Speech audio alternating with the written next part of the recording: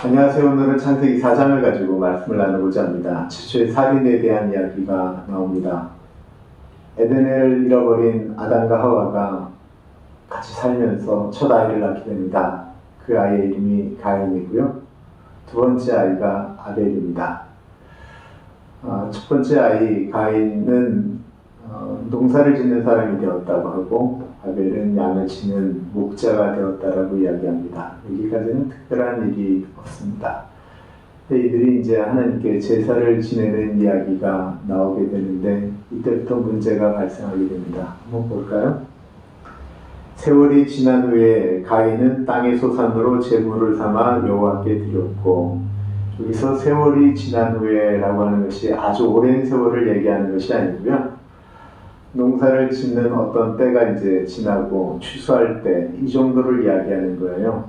가인이 제사를 지냈다라고 할 때는 특별한 것이 없는데, 4절이 같이 아벨이 제사를 지낼 때 비교하는 내용들이 두 가지가 나오게 됩니다. 보겠습니다.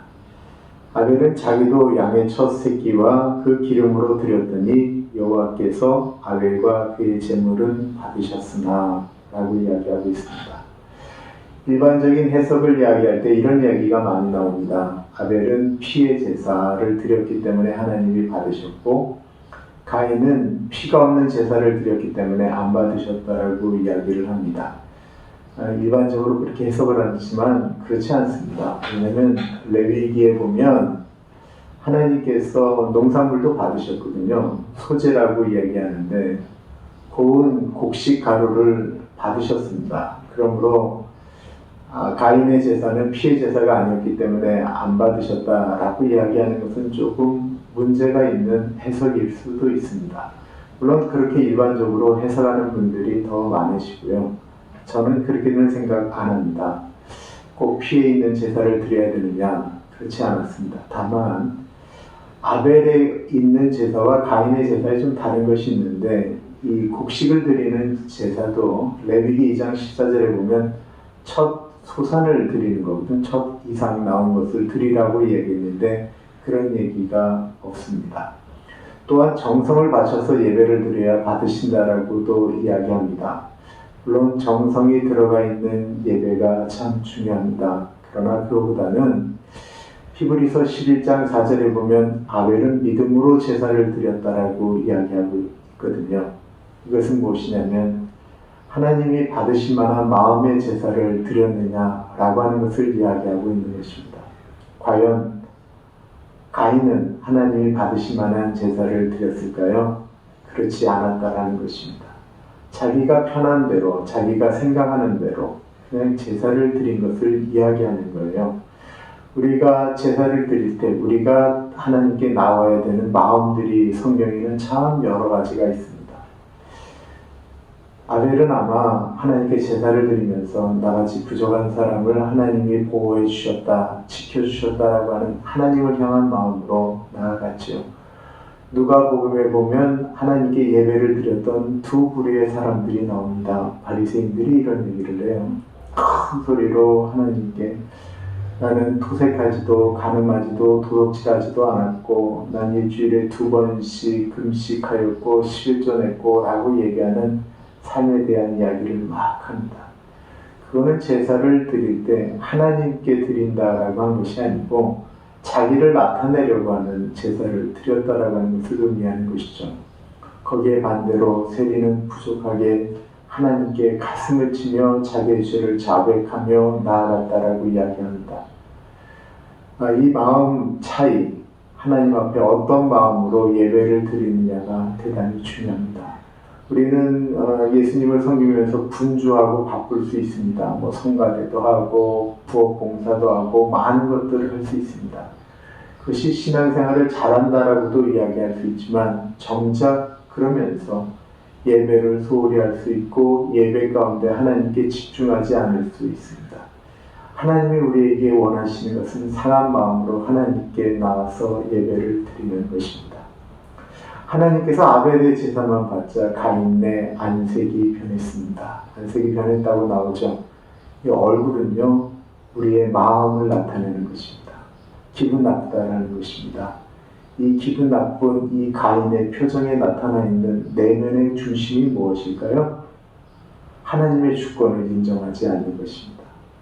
예배를 받고 안 받고를 결정하는 것은요, 하나님 아버지의 마음입니다. 하나님의 주권입니다.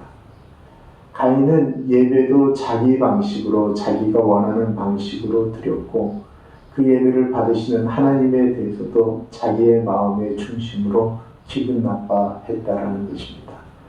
왜 그랬을까요?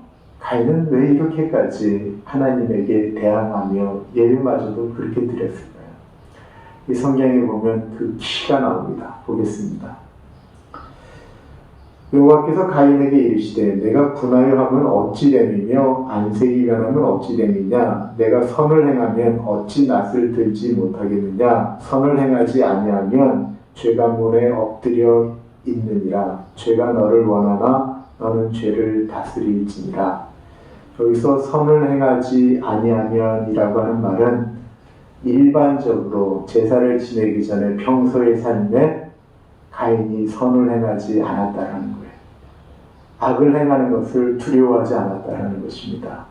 여기에 보면 죄가 문에 엎드려져 있느니라 라고 하는 말이 뭐냐면요, 사자가 문 밖에 바로 있는 거예요. 문을 열고 확 나가면 사자가 기다리고 있다 확 먹는 것처럼 죄가 우리 안에 들어와서 죄를 짓게 되면 그 죄가 문을 열고 확 나가면 사자가 우리를 움키듯이 죄가 우리를 움킨다라는 거예요. 가인은 평소에 죄를 우습게 여겼다는 것입니다. 죄를 두려워하지 않았어요. 죄 짓는 것을 두려워하지 않았어요. 그러니까 그의 삶이 그렇게 그냥 자기 생각대로 소견대로 막 움직이게 됐다라는 것입니다. 우리의 삶에는 늘 죄가 우리들을 이렇게 주장하려고 하는 일이 늘 일어납니다. 하나님의 사람에게는 선한 하나님의 생각과 사단이 주는 악한 죄의 생각이 충돌을 합니다.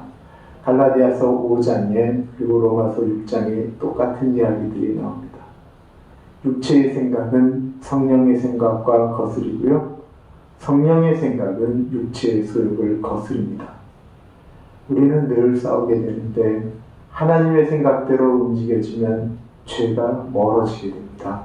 죄가 우리 안에 가까이 올 수가 없습니다.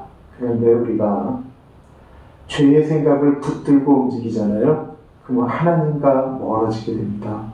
그때부터 죄가 우리를 휘두르기 시작한다는 것입니다. 하나님이 이렇게 말씀하셨을 때 가인이 회개했으면 얼마나 좋을까요? 그러나 우리의 마음 가운데 죄가 딱딱하게 자리를 잡게 되어지면 하나님이 말씀하셔도 잘 안 듣게 됩니다.